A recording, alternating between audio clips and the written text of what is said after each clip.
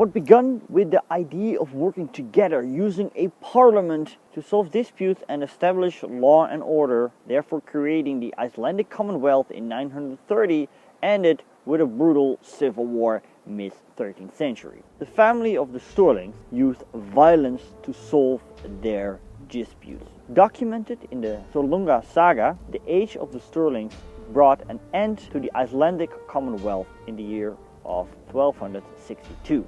See, Iceland was divided into cottars, also known as farthings, and these were subdivided into 9 dominions. At the head of each dominion there was a chieftain, in Icelandic called a gothar, and this gothar has constantly proved himself. So if he was not able to prove his leading capabilities, his followers could just choose another chieftain. Now, one of the families, the Sturlings, like I mentioned before, got more and more powerful, and they had connections with the Norwegians. And the Norwegian king, Haakon IV, wanted to establish his rule over Iceland. So what followed was a string of battles and confrontations that can best be described as a civil war between royalists and non-royalists. It's much more complicated than that, but long story short, eventually the Norwegians were able to establish their rule over Iceland. Now in the upcoming centuries, Norwegian rule shifted to Danish rule, and also the Reformation took place here in Iceland, successfully implemented with the beheading of the last Roman Catholic bishop in the year of 1515. The Icelandic people always had to deal with the hardships of nature. In 1873 there was a gigantic volcanic eruption and a lot of poison gases were released. As a result of that, livestock died, many people died, and crops failed.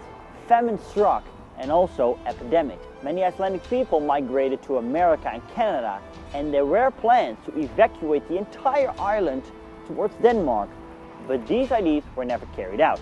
But not only in Iceland this volcanic eruption had disastrous consequences, also crops failed in, for example, France. And this fueled the dissatisfaction of the French population with their own king, which eventually led to the infamous French Revolution. Speaking of nationalism, in the 19th century, nationalistic sentiments in Iceland developed more and more, and prominent figure in his independent movement was John Sigurdsson. Now, in 1874, Iceland got self-determination and they had their own constitution. However, Denmark remained in charge, but this changed because in 1918, on the 1st of December, Iceland was proclaimed as an independent kingdom. More about that kingdom in the next video. Don't forget to subscribe.